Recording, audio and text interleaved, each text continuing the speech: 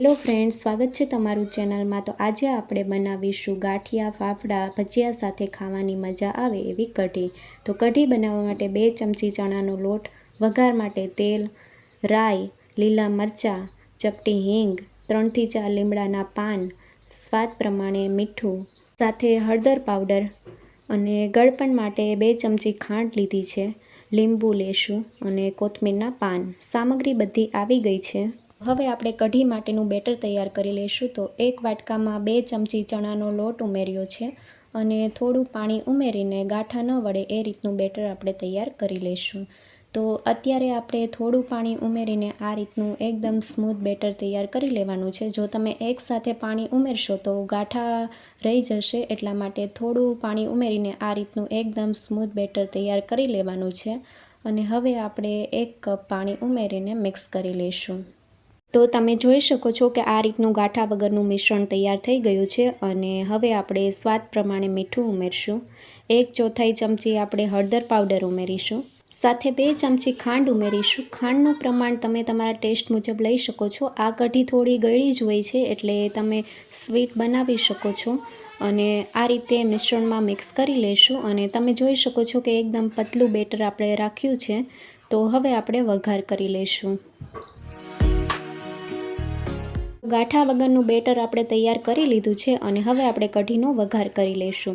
તો કઢાઈમાં 1 ચમચી તેલ ઉમેર્યું છે અને અડધી ચમચી રાઈ ઉમેરવાની છે।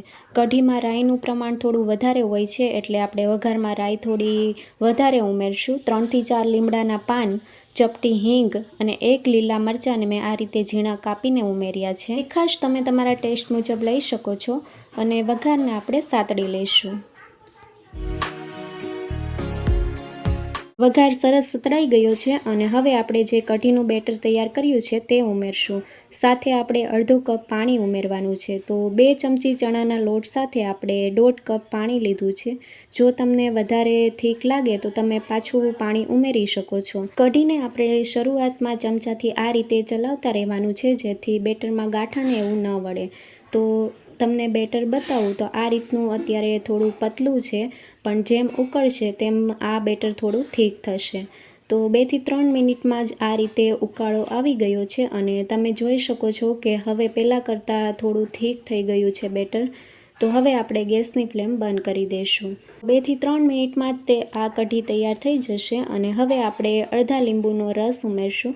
બહાર કઢી મળે તેમાં લીંબુના ફૂલનો ઉપયોગ થતો હોય છે અને હવે કોથમીરના પાન ઉમેરીને કઢીમાં મિક્સ કરી દઈશું। ફરસાણ સાથે ખાવાની મજા આવે એવી કઢી તૈયાર થઈ ગઈ છે અને ચમચાથી બતાવું તો આ રીતની કઢી તૈયાર થઈ છે અને જેમ ઠંડી થશે એમ હજી થોડી જાડી કઢી થશે। તો હવે કઢીને આપણે એક પ્લેટમાં કાઢી લઈશું અને તમે ફાફડા, ગાંઠિયા અને ભજીયા સાથે કઢીને સર્વ કરી શકો છો। આ કઢી થોડી ગળપણમાં હોય છે, એટલે ખૂબ જ ટેસ્ટી એવી કઢી તૈયાર થઈ છે। નવી રેસીપી જોવા માટે ચેનલને લાઇક, શેર અને સબસ્ક્રાઈબ કરો। Thank you for watching.